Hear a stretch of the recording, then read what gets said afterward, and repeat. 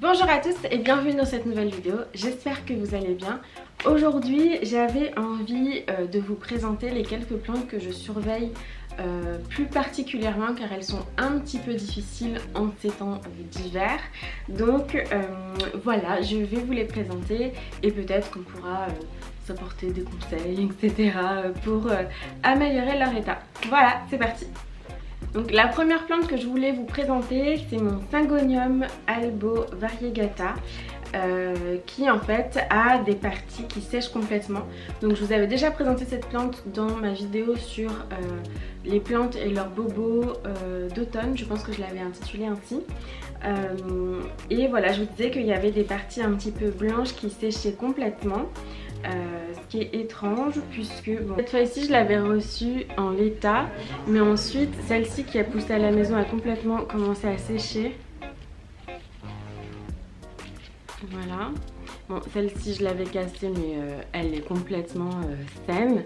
Les autres feuilles vont plutôt bien, enfin allaient plutôt bien jusqu'à hier soir où je me suis rendu compte que la pointe de celle-ci commençait à sécher également. Donc voilà, je sais plus trop quoi faire, à savoir que cette plante elle est en sphène, elle n'est pas dans un substrat terreux, donc voilà, je sais pas si c'est dû à ça ou pas. En tous les cas, ce qui me paraît quand même relativement étrange, c'est que la seule feuille qui est entièrement blanche, elle survit complètement normalement et elle va très bien, sachant que c'est maintenant l'une des plus anciennes et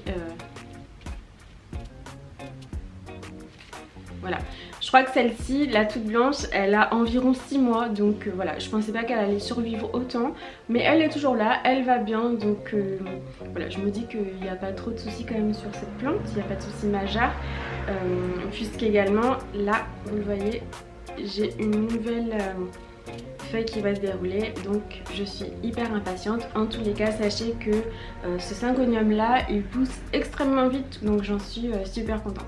Mais voilà, quand même je le surveille un petit peu de près et dites-moi si vous avez des astuces pour que les parties blanches ne deviennent pas soit transparentes, soit ça sèche complètement.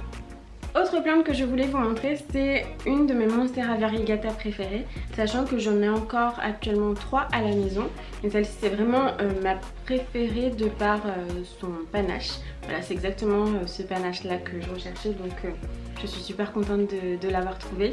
Mais voilà, elle me pose quelques petits soucis et quelques petites inquiétudes en ce moment, puisque les parties blanches commencent légèrement à brunir. Donc sur celle-ci ça se voit pas forcément, mais vous avez quand même quelques petites teintes marron, des petites taches.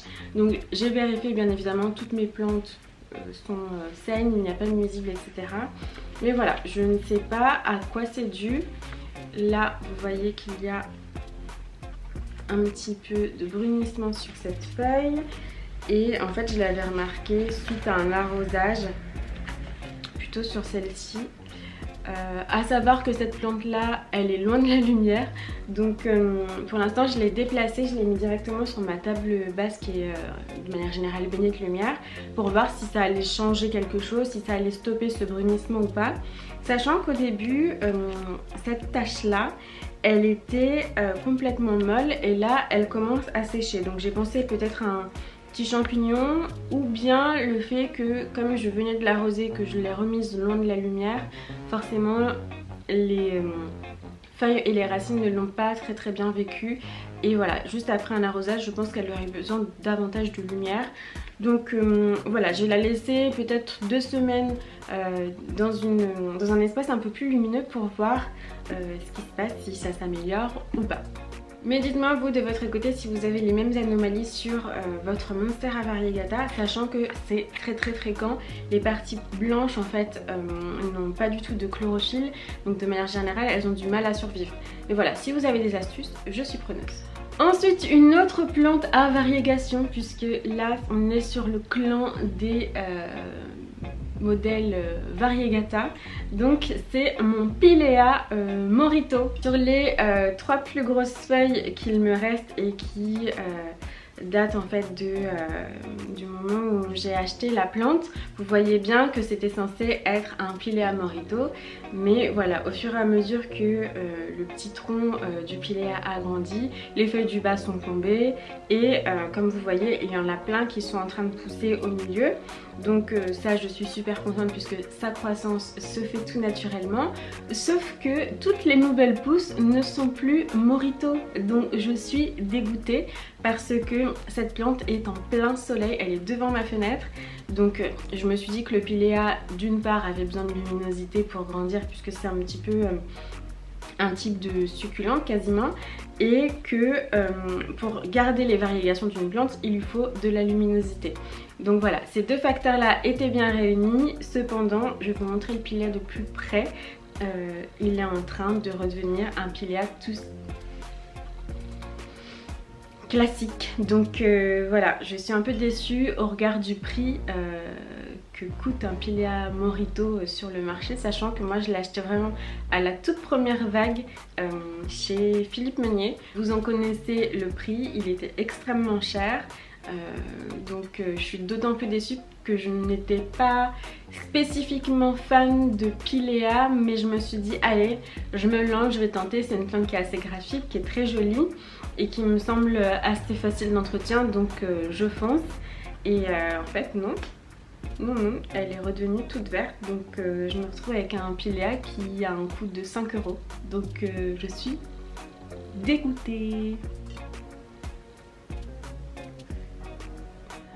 Donc si toutefois vous auriez des astuces pour que la variégation, la partie Morito revienne, n'hésitez pas à me le dire, je suis tout à fait preneuse de voilà, toutes sortes d'idées. Voilà, je pense que de toute façon c'est peine perdue. Voilà, la réversion est faite et il ne pourra pas redevenir Morito, sauf si j'ai un petit rejet et que là je vois qu'il a des variégations sur les feuilles. On continue avec une autre variegata, c'est ma Ceropegia Woody Variegata, ma petite chaîne de cœur. Donc j'en avais acheté 4 et les 4 sont dans le même état, sachant que non, je dis des bêtises, je pense que celle-ci est celle qui est dans le meilleur état. Donc qu'est-ce qui se passe avec ma Ceropegia? Vous l'avez vu, je vous l'avais montré lorsque je venais de la voir, lorsque je l'ai reçue.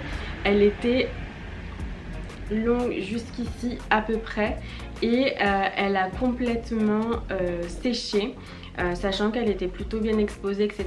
J'étais contente la première semaine, enfin les 10 premiers jours, j'avais des nouvelles petites pousses, etc. Je me suis dit que c'était un très bon signe de bonne acclimatation et en fait pas du tout. Elle sèche au fur et à mesure, donc là j'ai encore 2 feuilles qui sont viables, mais la tige est complètement sèche, donc voilà, il n'y a plus de sève, il n'y a plus rien qui va jusqu'aux feuilles. Donc je pense qu'elles vont complètement sécher. J'ai resurfacé un petit peu parce que je me suis posé la question à savoir si le terreau n'était pas complètement épuisé, etc. Donc j'ai resurfacé un petit peu pour donner plus de nutriments à la plante lorsque je l'arrose. Mais voilà, j'ai pas trop d'espoir, donc je verrai bien. En tous les cas, c'est un petit peu dommage parce que j'aimais beaucoup ces 4 Ceropegia super longues, les unes à côté des autres, ça faisait hyper joli. Mais voilà, je vais voir si elles reprennent les 4, mais en tous les cas, j'ai pas trop d'espoir. Après, je suis pas super triste puisque ce sont des plantes qui se trouvent facilement et qui ne coûtent pas très cher, donc au pire c'est pas grave, mais je vais tout faire pour les sauver. Et pour finir cette vidéo, j'avais envie de vous montrer mon Syngonium Morito. Donc je l'ai acheté il y a plusieurs mois maintenant. Malheureusement j'avais pas fait assez attention et il n'était pas en super état. Mais bon, c'est pas grave, parfois ça arrive. Et puis l'essentiel c'est que la plante s'acclimate plutôt bien et continue de croître, etc. Donc c'est le cas. Mais en fait quand je l'ai acheté, elle était vraiment toute verte et il y avait à peine des marques de... comme si on passait régulièrement à côté et qu'on la frôlait, et donc il y avait des parties molles qui aujourd'hui ont complètement séché. Donc ici ici et là cette feuille vous voyez qu'elle est complètement cassée parce qu'elle s'est pris un coup ici. Et lorsque je l'ai acheté il y avait une petite feuille qui allait se dérouler mais qui était très abîmée. Donc là hier soir elle a séché et juste en la tirant je l'ai détachée et j'ai pu la jeter. J'ai 2 nouvelles feuilles qui sont sorties depuis à la maison, donc ça c'est un très bon signe. Et je vois que j'en ai une troisième qui pointe juste ici, tout comme sur mon Syngonium variegata, donc ça je suis plutôt contente. Donc ce que je pensais faire pour que la base soit un petit peu plus fournie, c'était de bouturer dès que la nouvelle feuille sera sortie pour pas trop perturber cette plante. Mais au lieu de faire un bouturage en sphaigne, je me disais que ça serait peut-être intéressant de marcoter, même si c'est très peu esthétique, etc. Voilà, je me suis dit que j'allais tenter de marcoter cette plante là, donc je vous en donnerai des nouvelles. Voilà, c'est tout pour cette vidéo, j'espère que ça vous a plu. Dites-moi de votre côté si vous avez des plantes voilà, que vous surveillez un petit peu plus que d'autres ces temps-ci. Je vous fais plein de bisous et je vous dis à très bientôt.